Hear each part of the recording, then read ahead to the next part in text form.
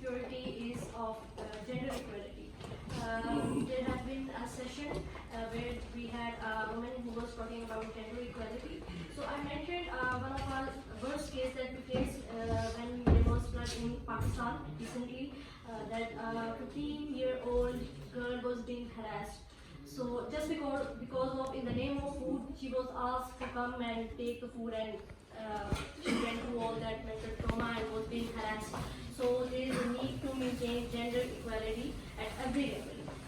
We should teach, especially our community, that women are equally important to that of men, and we need to tell and inform everyone that we need to overcome such kind of discrimination, not only in private sector but in public sector, because we have been facing some issues. Me as a woman definitely have some issues with some of my fellows sometimes. So it goes this way. So like it is a need to educate our daughters, our sisters and our mothers, to teach the children, especially the girls, how to, if someone is giving them sexual harassment, how to overcome such kind of issue, how to protect themselves. And secondly, although there have been some, you can say, rules and regulations set to of marrying, not like get your daughter married before 18 years. Although there are some rules, but still there are some cities, backward areas, where people are making their daughter forcefully get married to a man who is much more older than she or she is. So I think so gender equality has equal importance as other topics, and action speaks louder than words. It's the need to take actions than saying words. Thank you.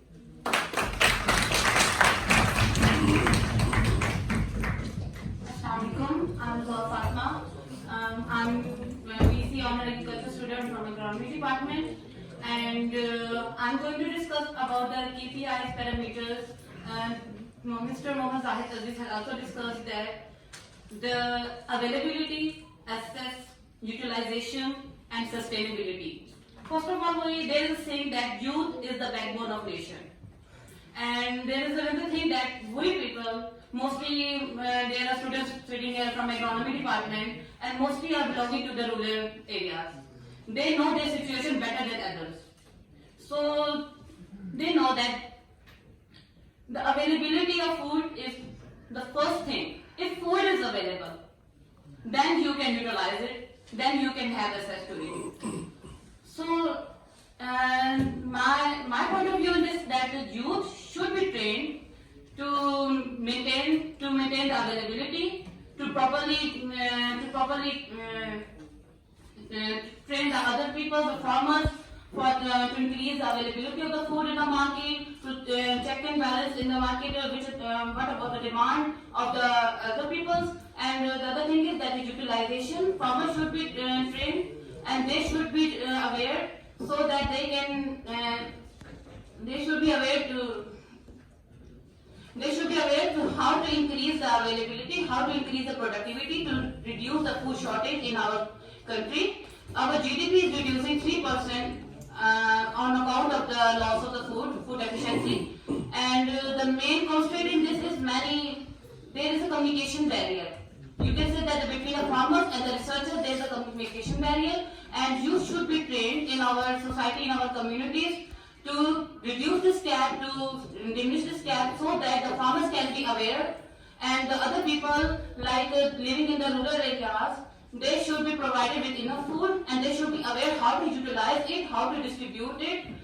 And the other thing we can say that she was saying about gender equality. So I think the training session should also be given to the women in the rural areas.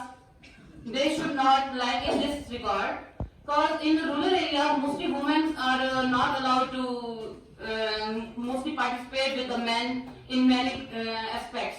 So I think the proper training session, proper seminars and proper communication should be maintained. And the main role of government, another thing is that opportunity. If opportunity is given, we should avail that. Students should avail that. Youth should avail that. Because youth is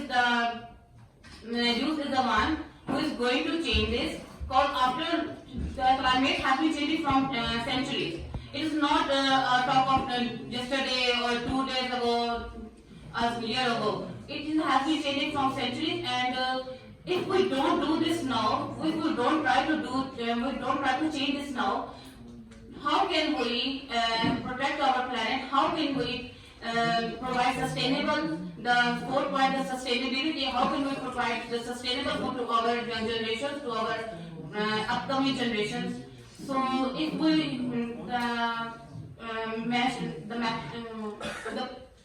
the message I want to convey is that we have to do something now so that our next generations could have a peaceful life without worries about in case of food shortages, and this issue should be solved in the time being so that our next generation don't have any worries. Thank you.